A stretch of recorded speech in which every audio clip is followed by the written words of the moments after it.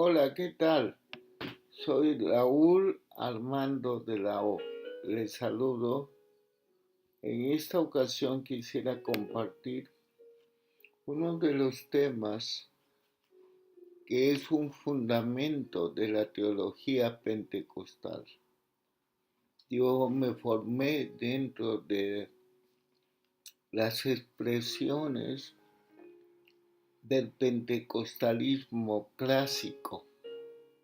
Y una de las enseñanzas fundamentales o la enseñanza fundamental de la teología pentecostal clásica es que Dios habilita con su Santo Espíritu a la comunidad de fe para cumplir su vocación misional.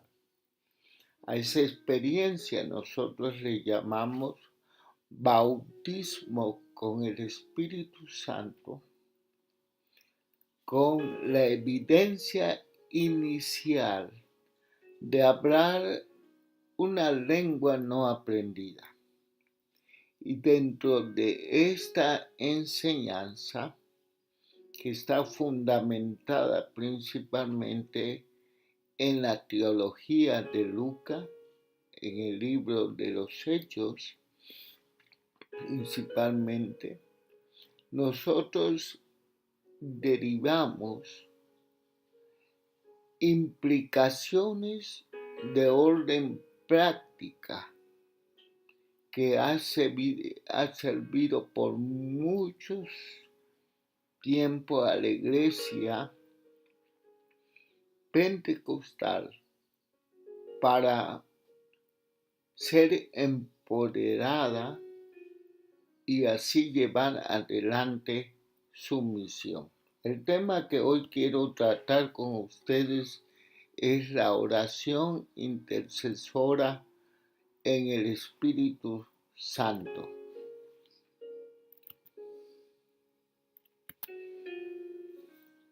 ¿Qué es la oración intercesora en el Espíritu Santo? ¿Cómo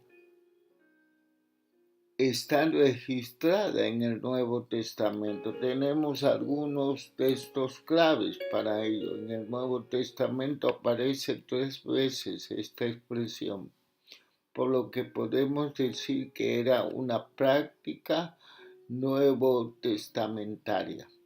No se necesitaba mucha explicación en los diversos trasfondos históricos cuando los autores del Nuevo Testamento escriben sus cartas. Era una práctica como una práctica entendida desde el principio de las comunidades cristianas del primer siglo. Tenemos en Primera de Corintios, en un contexto donde Pablo está ordenando el uso de las manifestaciones de los dones del Espíritu Santo, de tal manera que pudiera traer edificación a todos los creyentes.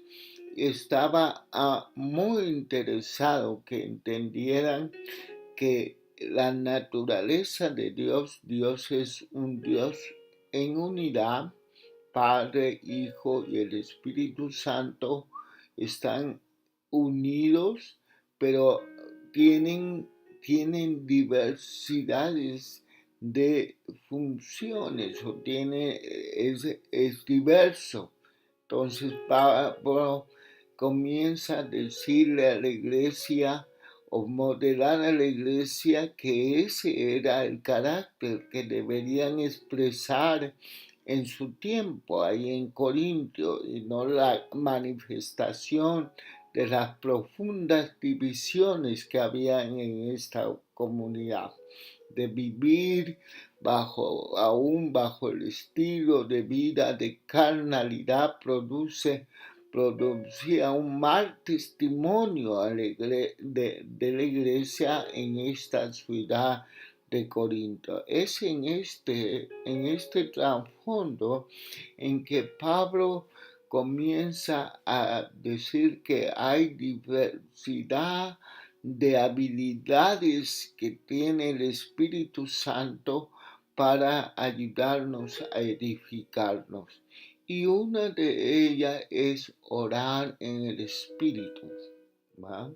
Orar en el Espíritu en este contexto temático es muy claro, es hablar en otras lenguas. Para Pablo, hablar en otras lenguas, una lengua no aprendida, una lengua que viene a nuestro corazón, nuestro espíritu, a nuestro ser interior por medio del Espíritu Santo, equivale a orar.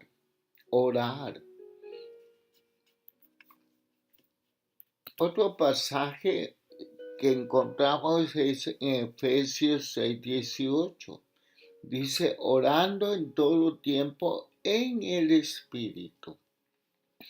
En esta ocasión, Pablo registra esta expresión de orar en el Espíritu en un contexto temático donde él está animando a la iglesia a ser fortalecida por el poder de Dios para poder soportar los tiempos difíciles que estaban viviendo.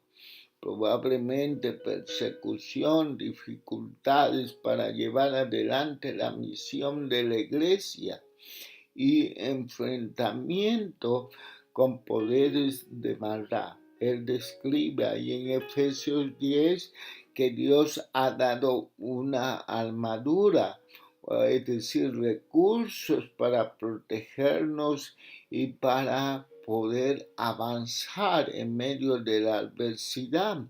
Entonces anima a la iglesia a ponerse toda la armadura de Dios.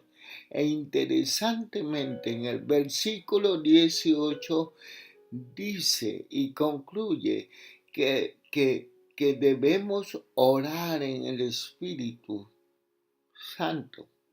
Y es muy interesante esta última declaración porque Pablo está asumiendo que son los que oran en el Espíritu en que puede colocarse toda la armadura de Dios para enfrentar el día malo. Judas, hay otro trasfondo, aquí es un trasfondo de mucha opresión o mucha lucha de la iglesia en contra de herejías. Y entonces también anima a Judas a que uno debe crecer en la fe, una fe que mantenga haciendo la obra del Señor, una fe sobrenatural que lleve adelante y que enfrente todos los desafíos para llevar la misión. Dice orando en el Espíritu Santo. Usa también esta expresión para indicar que hay un tipo de oración específica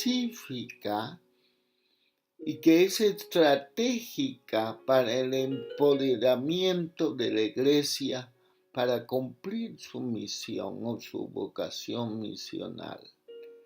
Concluimos entonces que con estas tres expresiones había en las primeras comunidades de creyentes un tipo de oración donde el Espíritu Santo participaba con el creyente para buscar los propósitos de Dios. En griego, esta expresión orar en el Espíritu tiene diversas implicaciones que uno puede aclarar más o menos con una traducción literal de esta expresión. Orar en el Espíritu se podría traducir orar por medio del Espíritu. es decir, el, el, el Espíritu que ayuda, nos asiste para tener una oración diferente a la oración común, que es el deseo del creyente acercarse a Dios, hablar con Dios, decir sus peticiones, la oración común, ¿verdad? Pero esta clase de oración es el Espíritu Santo que junto con el creyente levanta peticiones que son misteriosas, dice Pablo en uno de sus textos, porque que habla en lengua habla misterios, ¿verdad? Y habla misterios que solamente Dios entiende. Otra forma de traducirla es la expresión orar en el Espíritu se puede traducir con la ayuda del Espíritu o en la esfera del Espíritu, en conexión con el Espíritu. La idea es clara, es una oración donde participa la habilidad del Espíritu junto con la fe del creyente o del cristiano.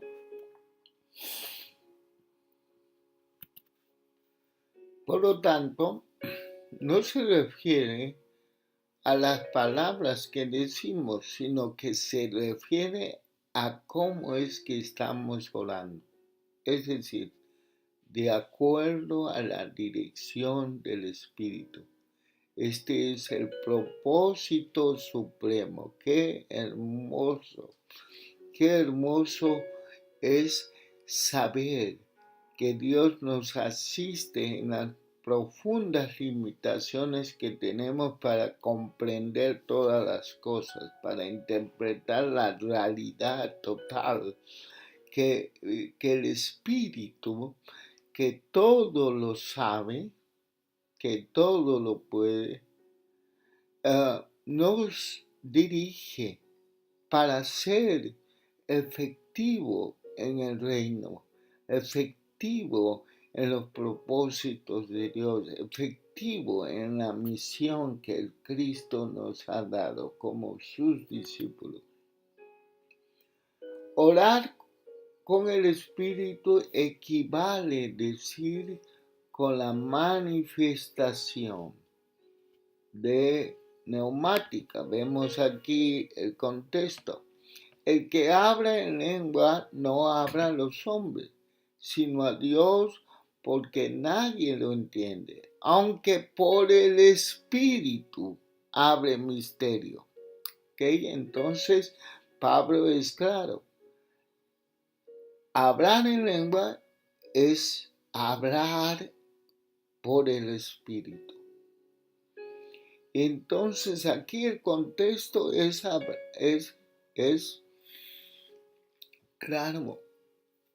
claro.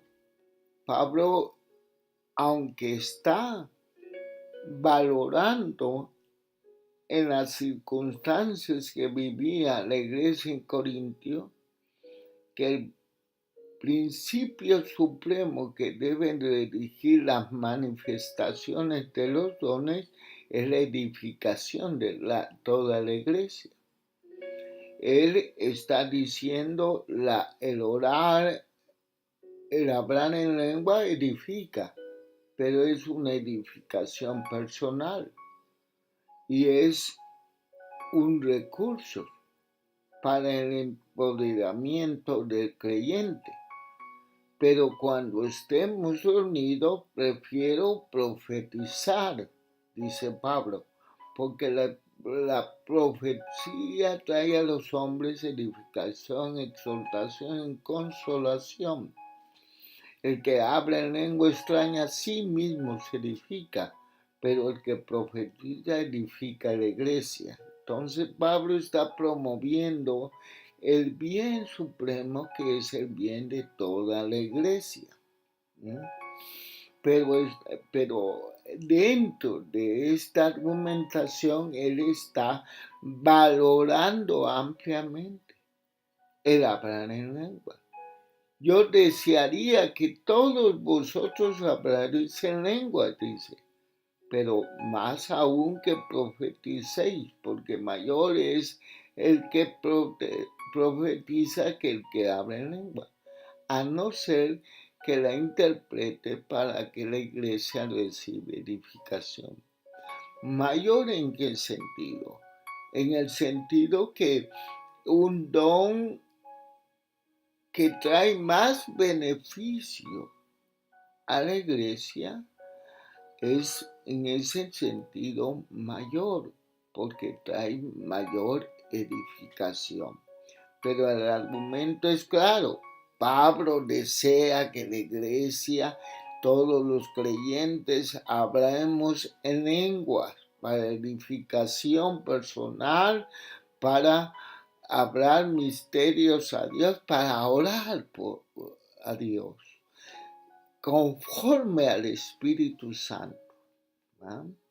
Y nos anima, pero también anima a edificar a la iglesia y a ordenar en ese sentido nuestra praxis en nuestra comunidad.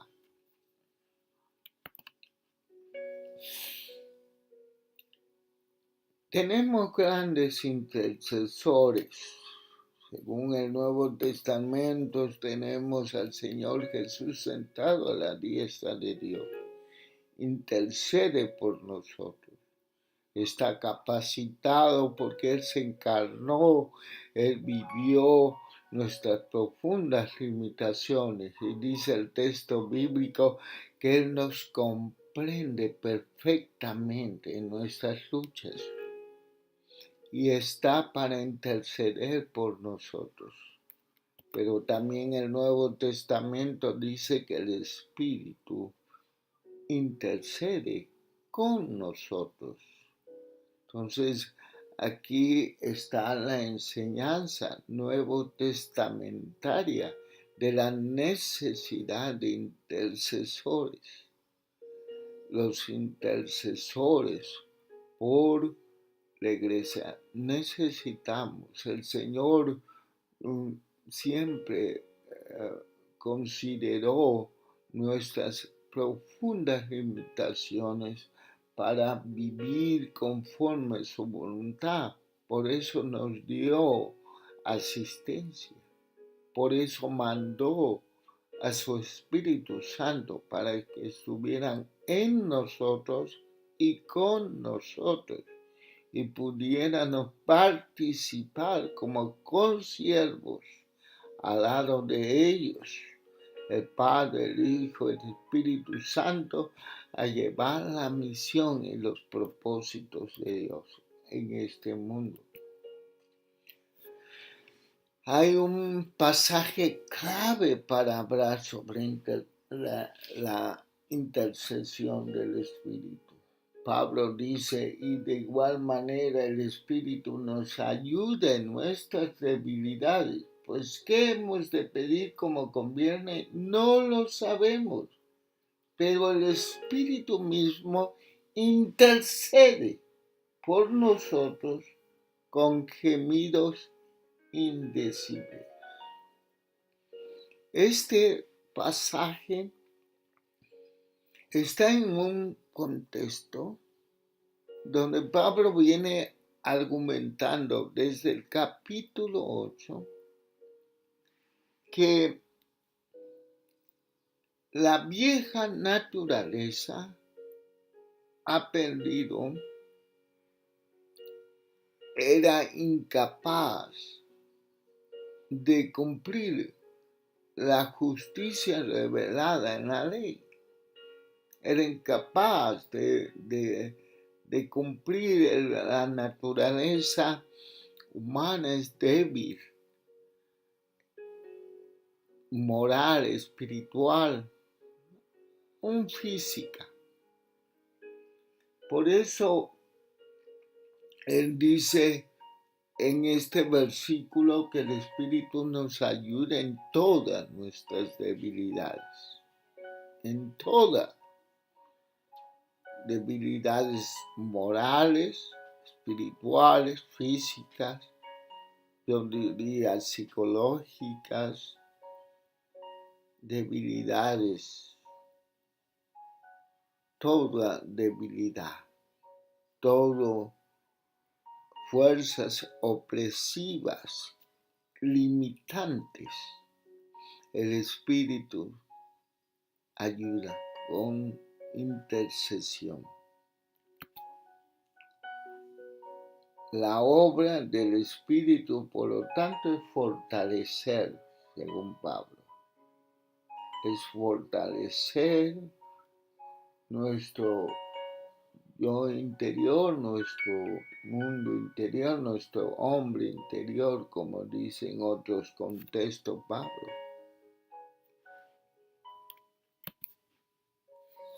Ayudar, usa esta palabra interesantísima que está en un presente, un indicativo, nos habla de la certeza que el Espíritu ayuda permanentemente al cristiano.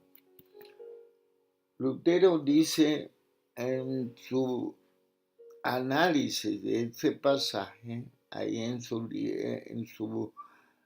comentario a la carta de los romanos, que esta palabra significa que el Espíritu toma sobre sí nuestras cargas, nuestras luchas. Por lo tanto, no solo ayuda, sino que socorre, alienta y alivia de la presión, del dolor, de llevar adelante los propósitos de Dios. Nos ayuda en la debilidad, la flaqueza, revela en este contexto la impotencia humana frente a los propósitos de Dios, frente a Dios.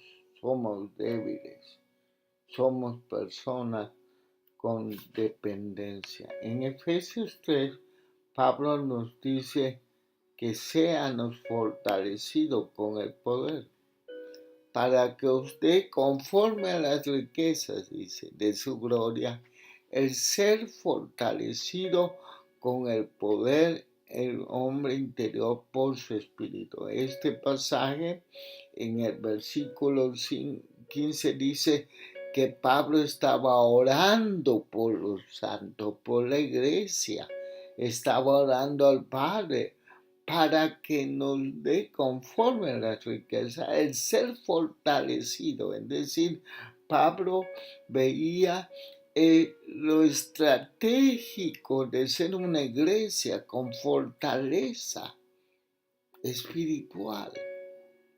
Solamente una iglesia fortalecida puede avanzar en los propósitos de Dios.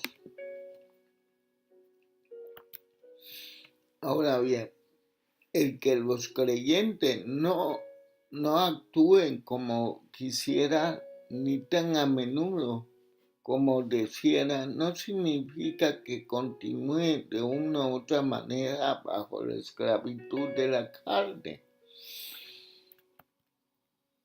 Ya no somos esclavos, pero la carne todavía influye, como está en Gálatas 5:16, Pablo dice, porque el deseo de la carne es contra el espíritu y el espíritu es contra la carne. Y estos se oponen entre sí para que no hagáis lo que quisierais. Todavía tenemos que luchar contra este deseo, pero la mera verdad ya ha perdido todo el poder sobre el creyente. Antes, sin Cristo, estábamos bajo la ley de Dios. Era imposible poder hacer lo bueno. Ya no hay impotencia moral en el creyente. Ya no estamos bajo la ley, bajo el régimen de la ley. Ya no estamos bajo un gobierno. Ya no es Señor el pecado. Ya el Señor en la cruz, en su obra, en su resurrección, le quitó el poder, el señorío sobre la naturaleza pecaminosa. Sabemos que la ley es espiritual, pero yo soy carnal, venido al pecado. Está hablando Pablo de su condición, ¿verdad?, delante de la ley de Dios, la condición, su naturaleza pecaminosa. Pero ahora en Cristo, ninguna condenación, dice el versículo 8 del 1. Ahora pues ninguna condenación hay para los que están en Cristo, los que no andan conforme a la carne. ¿Qué significa en este contexto conforme a la carne? Significa nuestra identificación total con la naturaleza adámica. Es un estado. Sin Cristo el hombre está en un estado carnal. Está identificado totalmente con una rebeldía a Dios. No puede, es incapaz. Dice el versículo que estamos sino conforme al Espíritu. ¿Qué es estar conforme al Espíritu? Es estar en Cristo. Es estar en Dios. Es estar bajo otro régimen. Entonces el poder de la naturaleza carnal está ahí, aunque está presente, aunque seamos débiles y luchemos con la carne, el Espíritu Santo viene a ayudarnos, a asistirnos, a hacer su obra, de fortalecernos para estar libres, para mantener la libertad que tenemos en Cristo. Romanos 7:14 versus Gálatas 5:17.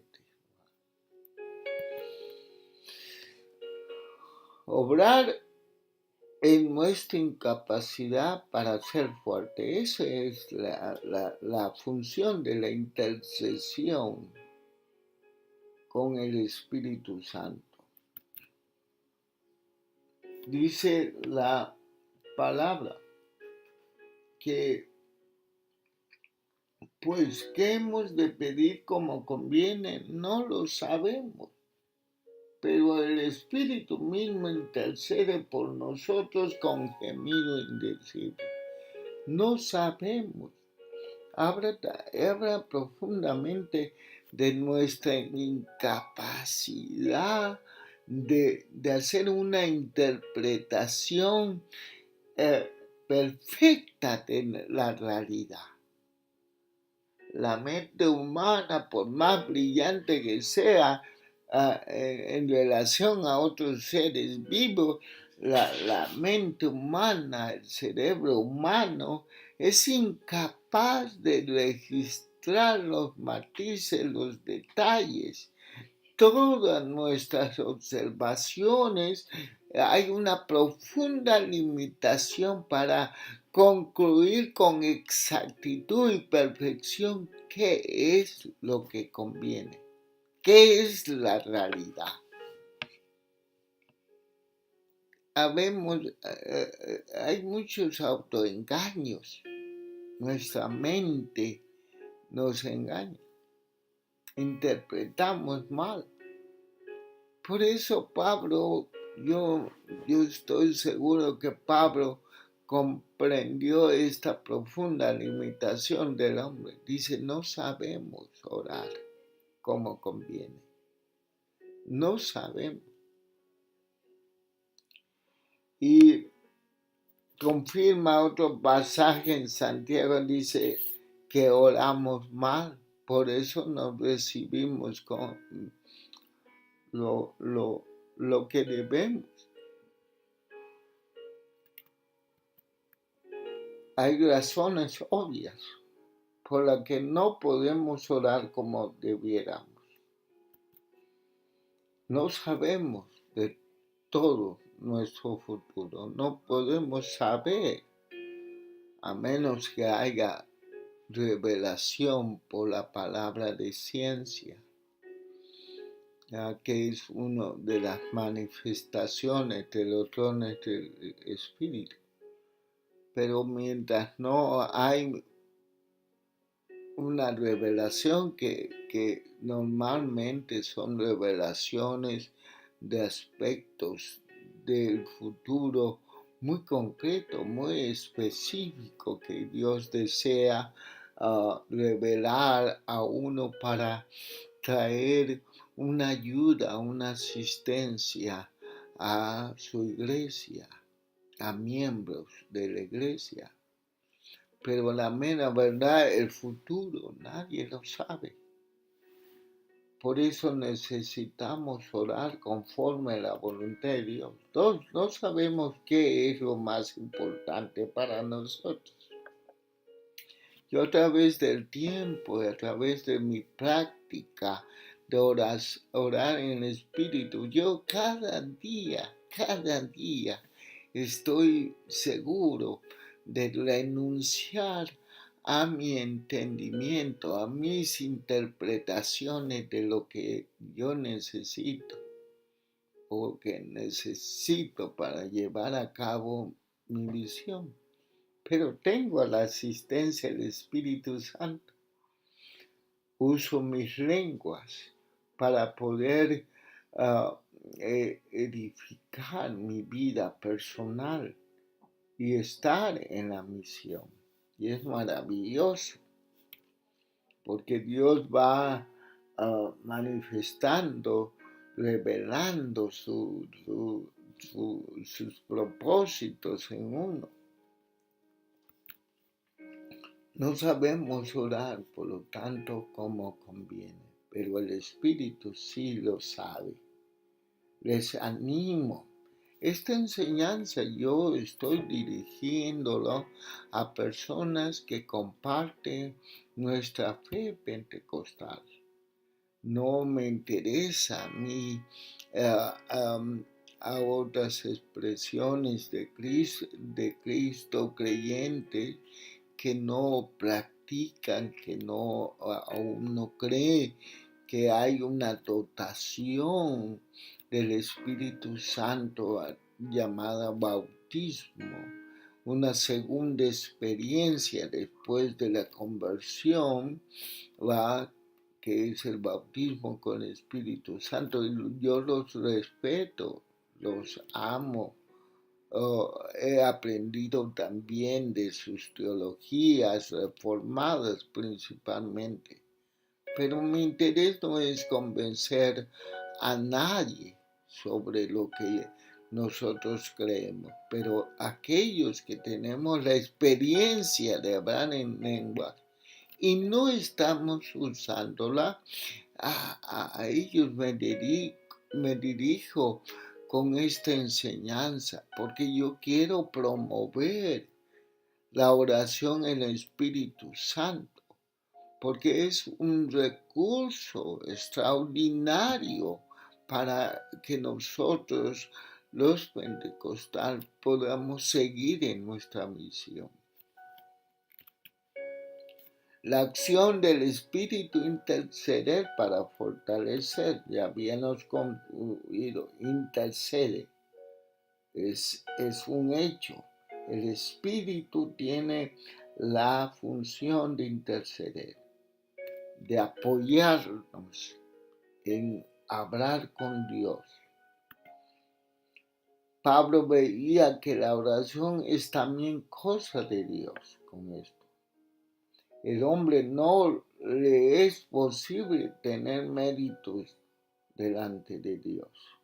Esto es muy importante porque Yo creo que uno de los malos entendimientos entre nosotros es que la oración, nosotros que somos muy pietistas, que es maravilloso el pietismo y en su sentido correcto, que buscamos a Dios, tenemos vida devocional, hemos hecho de la práctica de la oración una liturgia de méritos.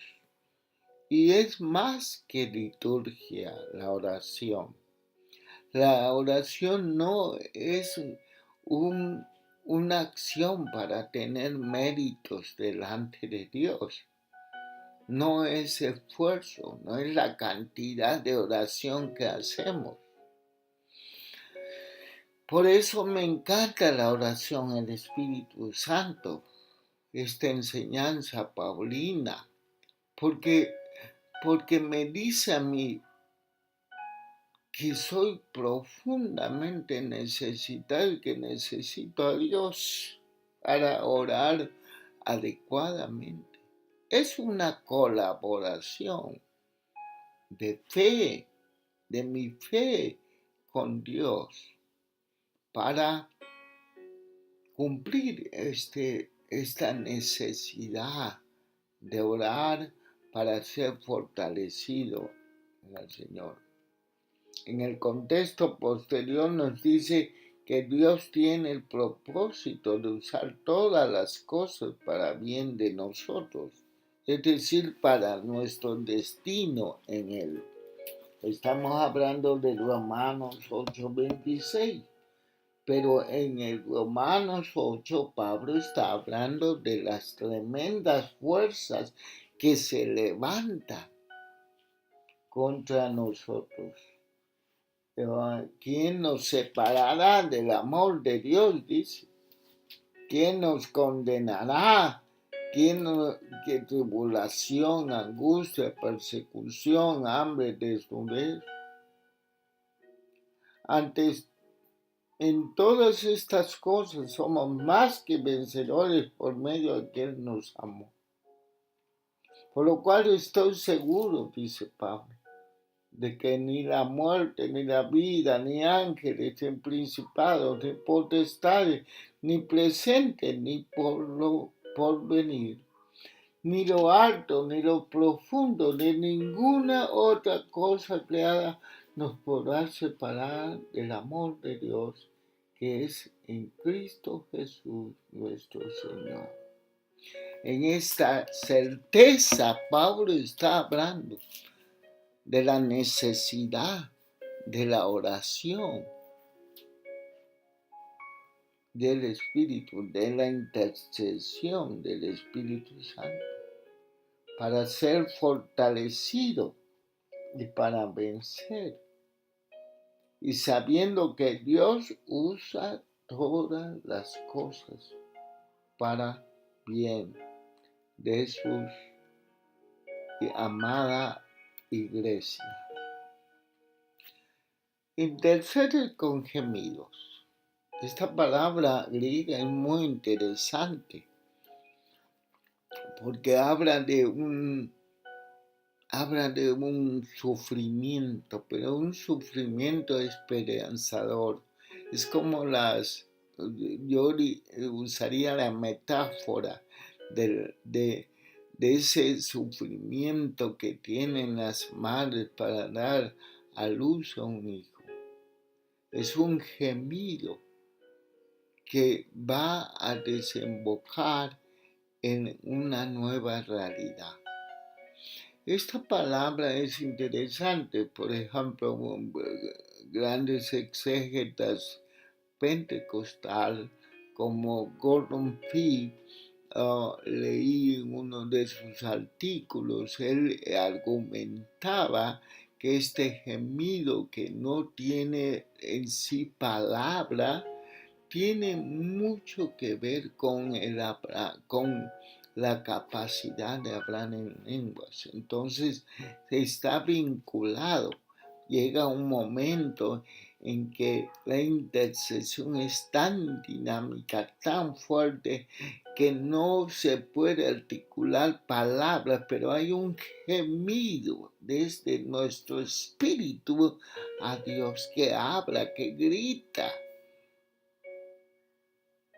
buscando el propósito de Dios y que trae fruto, el fruto de una nueva realidad para seguir adelante, para avanzar. Queridos hermanos en el Señor, es mi deseo que usted pueda practicar la oración en el Espíritu y que se interese por lo maravillosa que es la teología pentecostal. Para mí es siempre un motivo de gozo estar estudiando la obra del Espíritu Santo a través de las Escrituras. Me hace descansar de mi propio esfuerzo y hace depender de Dios. Que el Señor bendiga sus vidas, sus familias, sus congregaciones.